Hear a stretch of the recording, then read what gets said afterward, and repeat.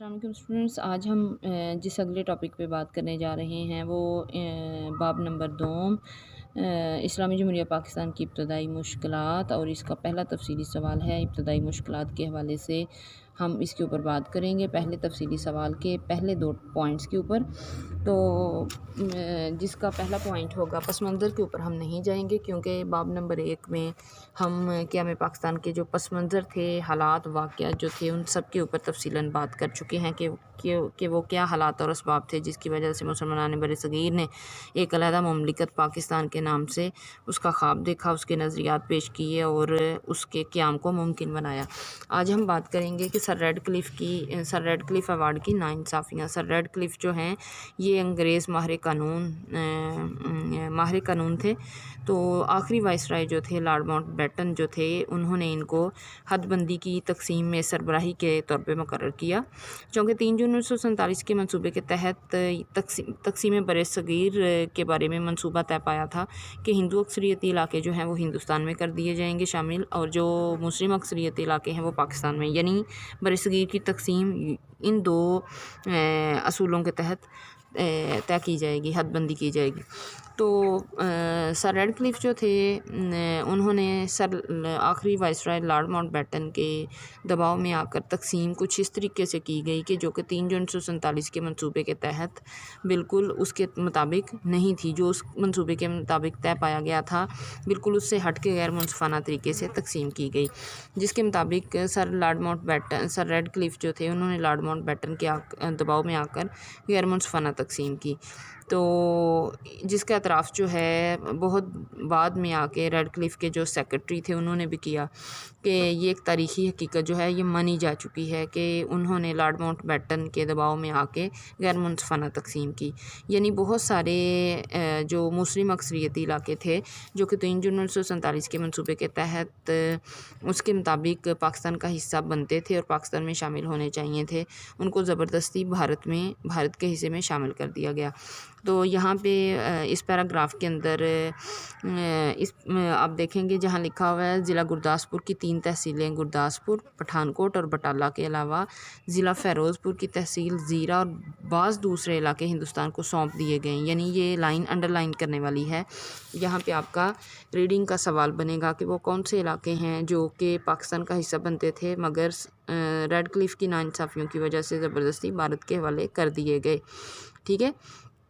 چونکہ ضلع گرداسپور جو تھا یہ مسلم اکثریتی علاقہ تھا اور 3 جون 1947 کے منصوبے کے مطابق یہ پاکستان کا حصہ بنتا تھا، لیکن ناانصافی کرتے ہوئے اس کو زبردستی بھارت کے حصے میں شامل کر دیا گیا، اور گرداسپور کے علاقوں کو ہندوستان میں شامل کرنے سے آگے جموں کشمیر تک کا علاقہ جو ہے وہ ہندوستان کو دے دیا گیا۔ تو اس کو آپ انڈر لائن کریں گے، سر ریڈ کلف کے ایوارڈ سے یعنی اس کو جو سربراہی دی گئی نہ صرف مسلمانوں کو ان کے علاقوں سے اور حقوق سے چھین لیا گیا بلکہ دونوں قوموں کے درمیان مستقل مخالفت، کیونکہ آگے کشمیر تک پہنچنے کا راستہ جو ہے وہ ہندوستان کو دے دیا گیا، وہاں تک رسائی حاصل ہوئی، تو ایسا بیج نفرت کا بویا گیا جو کہ مسئلہ کشمیر کی صورت میں آج تک دونوں ملکوں کے درمیان ایک کشیدگی کی بہت بڑی وجہ ہے، اور اسی مسئلے کی وجہ سے اب تک یعنی کہ پاکستان کے فوراً بعد جو ہے مائیگریشن کے دوران جو قتل و غارت ہوتی رہی 48 تک، یہ 48 میں جو جنگ جاری رہی، پھر 65 اور 71 کی 3 بڑی جنگیں جو ہیں یہ لڑی جا چکی ہیں۔ دوسرے پوائنٹ پہ اب ہم آ جائیں گے، تو دوسرا پوائنٹ جو ہے یہ ہے تفصیلی سوال، یعنی یہ جو اس کے جتنے پوائنٹ بنتے ہیں 6 سے 7ویں پوائنٹ تک یہ تفصیلی سوال ہے، لیکن ہر پیراگراف کے اندر ہر پوائنٹ کے اندر ایکسرسائز کا اور ریڈنگ کا کوئی نہ کوئی سوال بن رہا ہے۔ تو ہم دوسرے پوائنٹ پہ جائیں گے، انتظامی مشکلات جو ہیں اس میں آپ کو یہ تفصیلی سوال کے علاوہ یہ ایکسرسائز کا سوال بن رہا ہے، ایکسرسائز کا مختصر سوال بن رہا ہے جو کہ بورڈ کے حوالے سے بڑا امپورٹنٹ ہے۔ تو اس میں ہے کہ پاکستان کی انتظامی مشکلات کیا تھی۔ پاکستان کے علاقوں میں سرکاری ملازمتوں پر فائز غیر مسلم بڑی تعداد میں ہندوستان چلے گئے۔ اب یہاں پہ اکثر پوچھا جاتا ہے کہ پاکستان کی انتظامی مشکلات کیا تھی، تو یہاں پہ اکثر بچے کیا غلطی کرتے ہیں کہ پاکستان کی جو ابتدائی مشکلات ہیں اس کے پوائنٹس لکھ دیتے ہیں، ایسا نہیں ہم نے کرنا، یہاں پہ ہم کریں گے انتظامی مشکلات، یعنی اس پیراگراف کے اندر جو 2 سے تیسری ہاف لائن پہ جا رہا ہے ہم نے دیکھنا دیکھنا ہے کہ ہماری انتظامی مشکلات میں کون کون سی مشکلات کا یہاں پہ ذکر کیا گیا ہے. یعنی پہلے نمبر پہ ہے دفاتر خالی ہو گئے. پھر دوسرے نمبر پہ دفاتر میں فرنیچر کی کمی تھی، اسٹیشنری کی کمی تھی، یعنی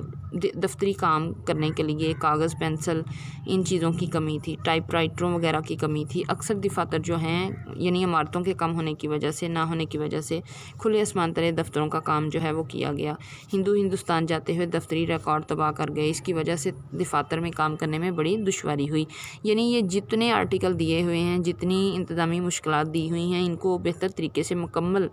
لکھنے کے لیے بہتر یہی ہوگا کہ اس کو آپ کاؤنٹنگ کی صورت میں یاد کریں کہ کتنے انتظامی مشکلات دیے ہوئے ہیں، اور پھر جب آپ لکھیں گے تو پھر اس کو آپ مکمل طور پہ لکھ سکتے ہیں. اس طرح آپ کی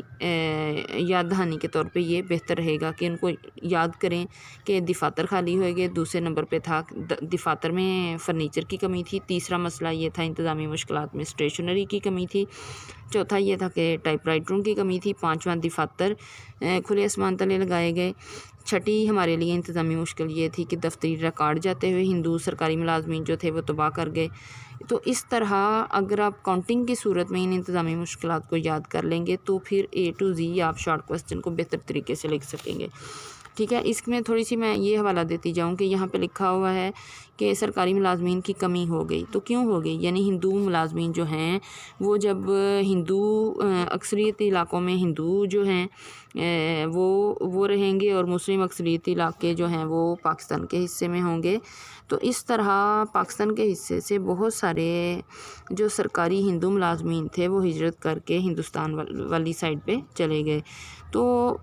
اس وقت پڑھے لکھے مسلمان جو تھے ان کی تعداد بہت کم تھی، اور ہندو جو پڑھے لکھے لوگ تھے وہ زیادہ تھے. اور اس کی وجہ کیا ہے؟ اس کی وجہ وہی جو 1857 کی جنگ آزادی کے بعد چلتی آ رہی تھی، جس میں سر سید احمد خان نے مسلمانوں کے لیے جو کوشش کی، کیونکہ ان کی دور اندیش نگاہیں یہ دیکھ رہی تھیں کہ مسلمان اگر تعلیمی میدان میں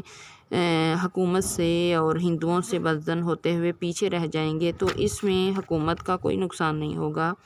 حقیقت میں اس میں مسلمانوں کا نقصان ہوگا. تو اس وجہ سے جو سرکاری ملازمین کی کمی تھی اس کی ایک بڑی وجہ یہی تھی کہ 1857 کی جنگ آزادی کے بعد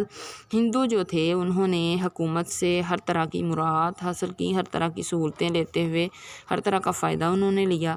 اور مسلمانوں کے اوپر جس طرح کا ظلم تشدد حکومت نے کیا، ہندوؤں نے کیا، ان حالات کو دیکھتے ہوئے مسلمان حکومت سے اس طرح بدزن ہو گئے تھے کہ وہ انگریزی زبان پڑھنا جو ہے وہ نہیں چاہتے تھے. انگریزی زبان سے ان کو نفرت ہونا شروع ہو گئی تھی. یوں مسلمان ہندوؤں کے مقابلے میں تعلیمی میدان میں اس وقت پیچھے تھے. لہٰذا یہ ایک بہت بڑی وجہ بنتی ہے کہ ہندو ملازمین پڑھے لکھے جو تھے وہ قیام پاکستان کے وقت زیادہ تھے اور مسلمان جو تھے وہ کم تھے. یوں یہاں پہ ابتدائی مشکلات کے حوالے سے ہمارے پہلے 2 پوائنٹ جو ہیں وہ مکمل ہوئے.